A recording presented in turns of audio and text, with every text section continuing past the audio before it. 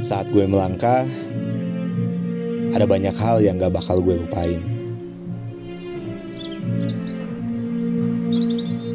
Seperti saat masa-masa sulit, saat merintis sesuatu, saat tertawa, dan banyak hal lainnya. Tapi tetap saja berapa lama pun waktu berlalu, kenangan-kenangan itu tidak pernah bisa kita lupakan. Tidak pernah bisa kita hapus. Kenangan itu akan selalu bersama kita selamanya. Tokyo 2011. Menginjakkan kaki di negara asing, mencoba berkoloni, bergerak dari satu kota ke kota lainnya, menemukan pengalaman baru dan ilmu baru. Gue masih ingat Harajuku, Daikanyama, Shimokitazawa, Shibuya, Shinjuku, Yokohama, dan Odawara. Ingatan tentang tempat-tempat itu sayangnya pernah membangkitkan rasa sakit. Perasaan sakit saat mimpi yang dibangun sekian lama harus terhempas karena sesuatu dan lain hal.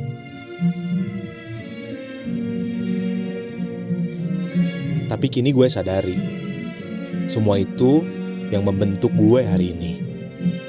Seiring berjalannya waktu, semua kenangan selalu kembali dan mengingatkan kepada mimpi yang menjadi harapan dan selalu berkembang. Dan kini, perasaan sakit itu bertransformasi menjadi sesuatu yang lebih baik.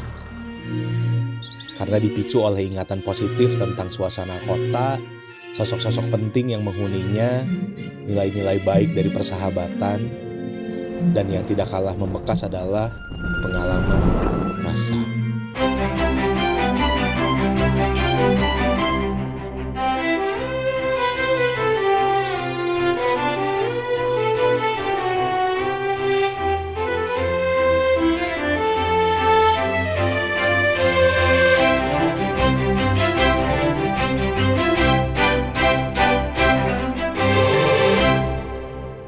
Pertama kali gue ke Jepang kalau nggak salah sekitar tahun 2011-an di bulan Desember. Dulu gue ada produk jewelry namanya Forspeed. Gue dapat undangan untuk pertama kalinya gue pameran. Yang undangnya ada brand namanya Moon Ice dan nama eventnya itu Yokohama Hot Rod Custom Show.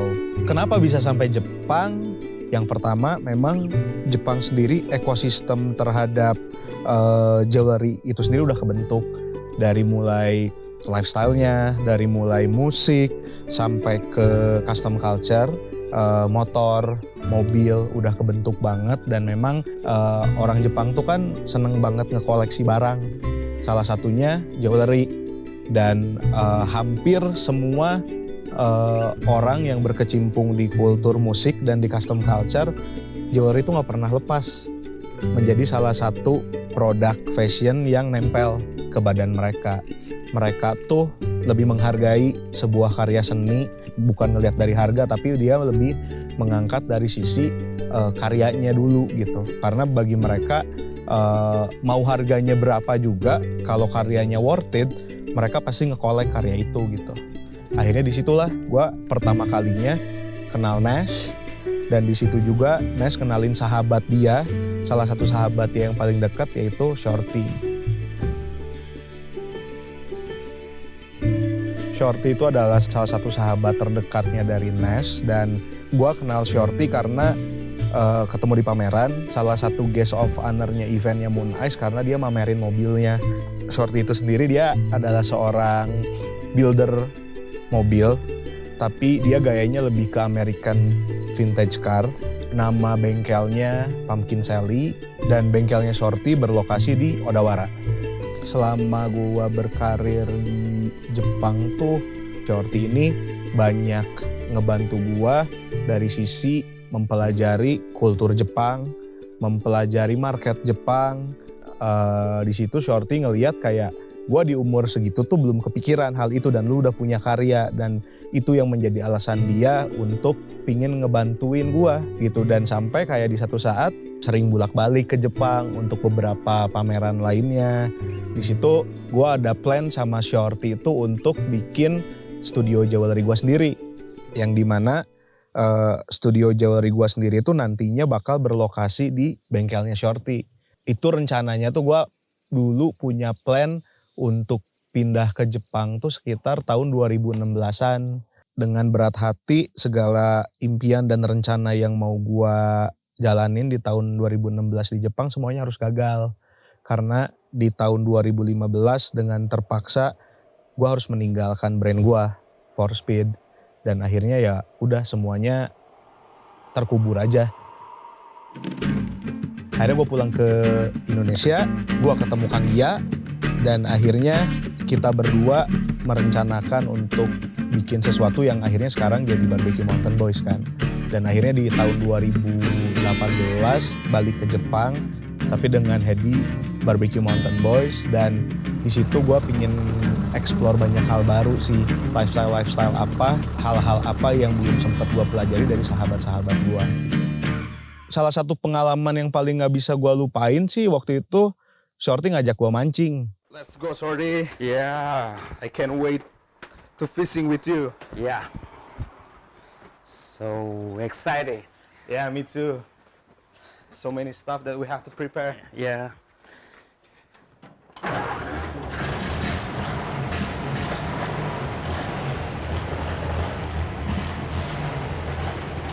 Gue diajarin teknik mancing tradisional Jepang, cara mancing yang gak umum dan gak pernah gue pelajarin, gak pernah gue lihat juga di sini. Kalau Shorty sih bilangnya ayu fishing ya. Nah, cara mancingnya menarik.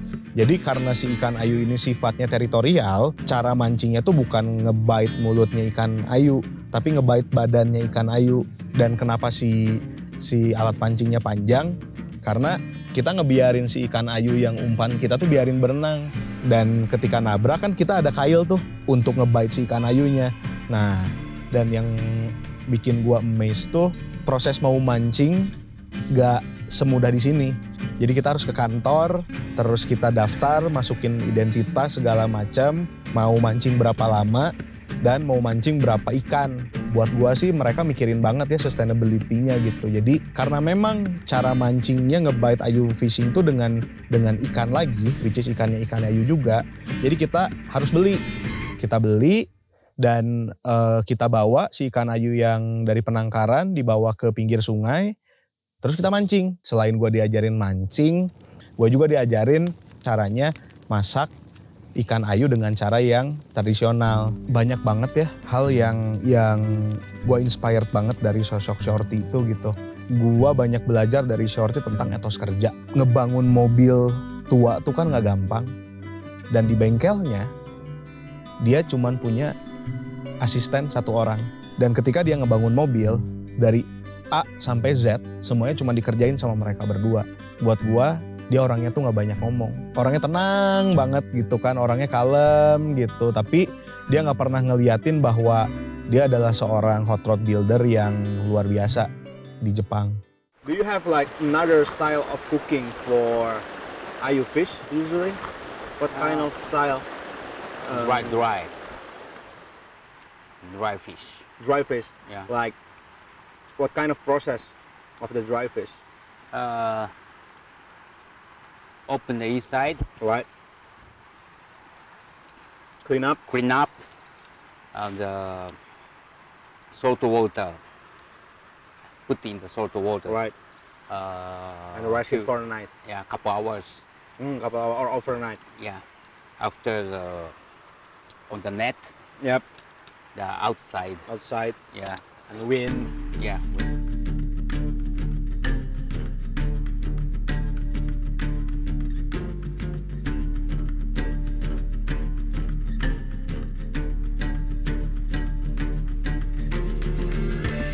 Mang.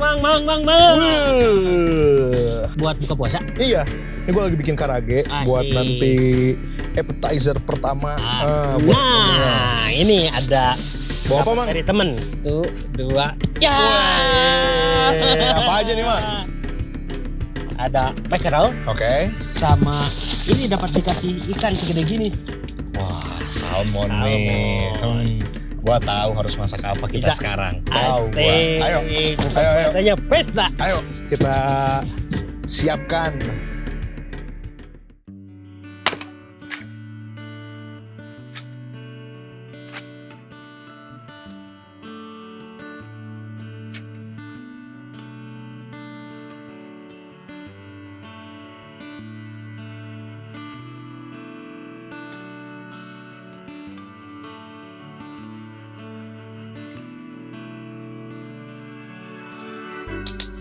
Mang, Siap. cukup segini bambunya. Cukup.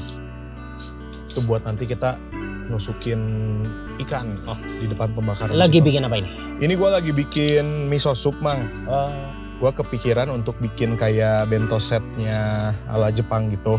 Terinspirasi dari yang cerita gue masak sama Shorty. iya. Pas beres mancing. Seperti yang waktu itu kesini. Yang orang Jepang. Ah iya. Kita cobain untuk teknik ditusuk. Oke. Tapi dengan base ingredientsnya pakai shioyaki disebutnya. Jadi itu pakai garam aja gitu, oil garam udah gitu. Asik. Nah satu lagi kita bakal grill. Nah kalau ini jadi gue pengen bikin menu pendampingnya tuh dibikin set. Nanti kita makannya pakai nasi. Terus ada grill fishnya, ada ikannya, Oke. sama ada sup. Kayak ada aroma laut Oke. gitu base-nya. Terus kalau untuk miso sendiri dia terbuat dari kacang kedelai yang difermentasi. Tapi difermentasinya yang menariknya pakai koji.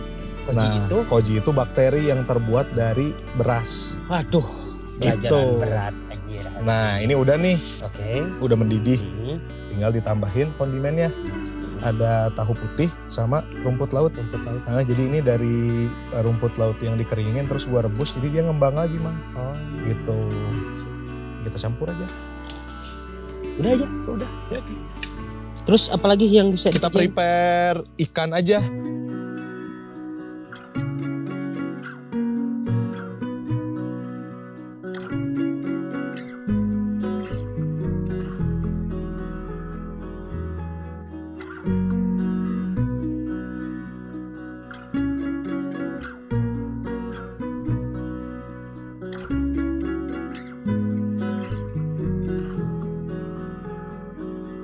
Emang, nah sekarang kita tusuk si ikan, tapi posisinya harus jauh dari api. Oke. Karena dulu Shorty pernah ngajarin gua sebenarnya kalau dari sisi manfaat cara masak kayak gini sih hampir mirip kayak slow cook. Jadi karena ikan masaknya cepat, jadi kalau misalnya dia direct ke api, ada kemungkinan overcooknya kan lumayan tinggi juga. Ya, ya. Mantap. Udah, nanti jusnya bakal dripping ke bawah, terus nanti kita kontrol per 5 menit dia udah matangnya sebelah mana, kita geser-geser aja. Oke. Gitu. Oke. Baik, Pak. Gua lanjut Siap. ngeberesin salad dia. Yap. Oke.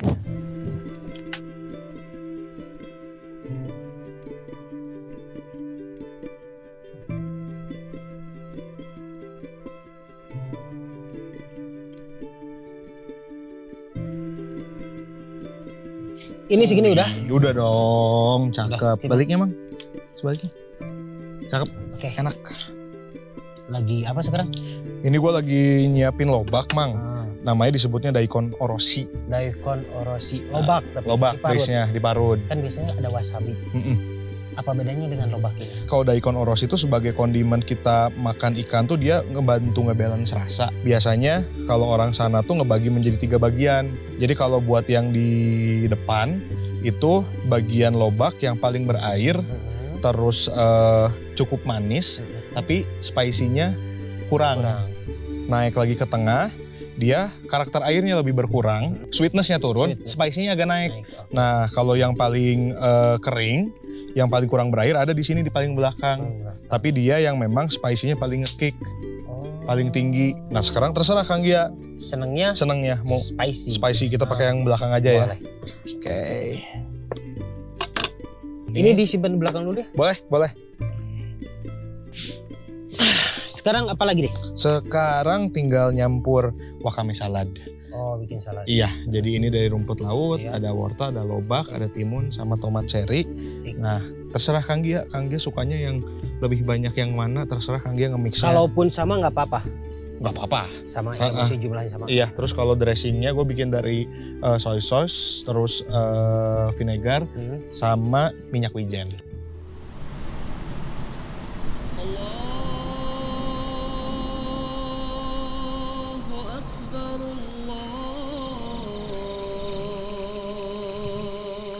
Ikan ya. Udah matang nih, Mang. Ikan. Sip. Wah, Ayo, Mang, banyak. kita buka banget, puasa. anjir. Makasih. Selamat makan ya, Mang. Oh, makasih. Bingung Kita nggak? coba Mana dulu dari makanan pembukanya. Oke. Gua bikin chicken karage. Chicken karage. Iya. Asik. Gimana ini? Itadakimasu. Sama-sama. Hai. Nih, ada mayonesnya juga, dicocol lagi, Mang. Ini cocok. Oh, isi.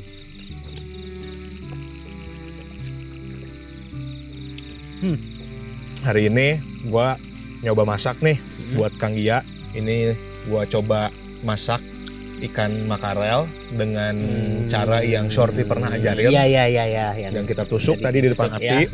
Sebenarnya cuman garam aja. Dan di sini gua bikin juga ada ikan makarel yang tadi Kang Gia bawa juga kan banyak ya. Tadi Kang Gia file. Iya. Gua masak dengan cara di grill dekat dengan api. Iya. Tapi gua kasih sausnya, gua bikin saus teriyaki. Saus teriyaki. Iya, terus ini ada ikan salmon Yang salmon yang sama tadi itu. treatment masaknya juga pakai saus teriyaki juga. Ini ada supnya Supnya miso soup, yang ini. ya. Miso soup. Oke. terus saladnya ada wakame salad. Wakame salad. Iya. Bentar, kalau ini di atas nasi apa? Kalau di atas nasi ini ada namanya sebutannya furikake, campuran dari beberapa ingredients buat bikin nasinya tuh jadi gurih, jadi umami. Jadi ada campurannya katsuboshi, ada seaweed, ada beberapa campuran lain yang bikin dia jadi gurih. Siap. Ayo kita Ya. makan. Tadi gimana ngomong selamat makan itu? Itadakimasu. Itadakimasu. Iya. Dozo. Jika cara bercerita kembali adalah dengan berbagi pengalaman rasa yang pernah didapat, kenapa berhenti hanya sampai kenangan saja? Gue akan terus berbagi pengalaman-pengalaman tersebut dalam satu rangkaian cerita, agar orang-orang yang mendengar atau menyaksikan tentu bisa ikut merasakannya. Menikmati apa yang pernah gue nikmati, dan ini hanyalah sebuah titik awal. Masih banyak lagi kelanjutan ceritanya.